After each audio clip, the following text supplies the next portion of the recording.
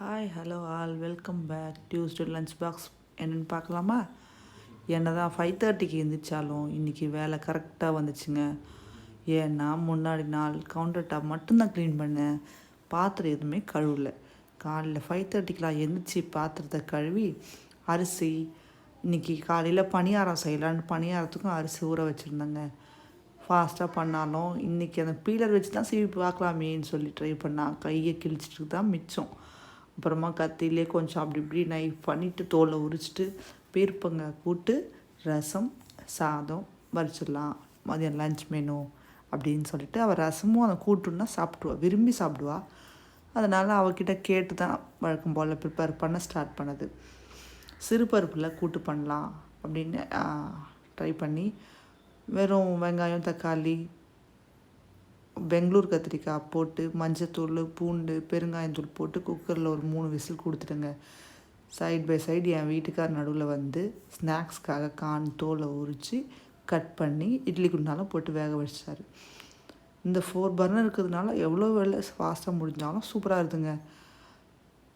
Prestige magic plus stove வந்து 4 burner இருந்தாலும் 4 பாத்திரம் வைக்கிறதுக்கு ஸ்பேஷியஸாக நல்லா ஒர்க் ஆகுதுங்க. காலையில் டைமில் ஹரிபரி சமையலில் ரொம்ப யூஸ்ஃபுல்லாக இருக்குங்க.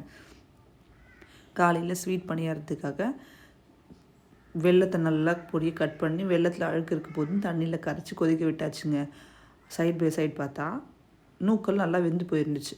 அதில் லைட்டாக நல்லா கரண்டி விட்டு ஸ்மாஷ்லாம் பண்ணலங்க, கரண்டி விட்டு நல்லா கிண்டிட்டு கடுகு சீரகம் பெருங்காயத்தூள் தட்டி போட்டு சேர்த்து விட்டால் வீடியோ மணக்கிற அளவுக்கு சூப்பராக இருந்துச்சுங்க.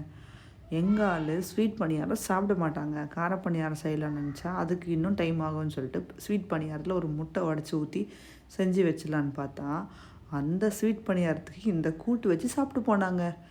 இது மாதிரி ஆள் ஸ்வீட் பணியாரத்துக்கு பெங்களூர் கத்திரிக்காய் கூட்டு வச்சு சாப்பிட்றவங்க உங்கள் வீட்டில் இருந்தாங்கன்னா கமெண்ட் பண்ணுங்கள்.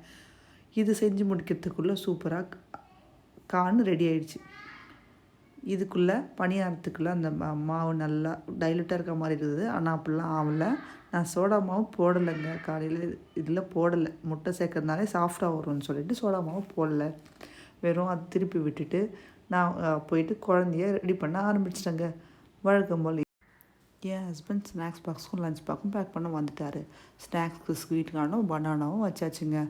அதே டைமில் கார பணியாரம் ட்ரை பண்ணால் வெங்காயம்லாம் கட் பண்ணி சூப்பராக இருந்துச்சு. டாட்டா பாய் பாய் சொல்லி ஸ்கூலுக்கு அனுப்பியாச்சு.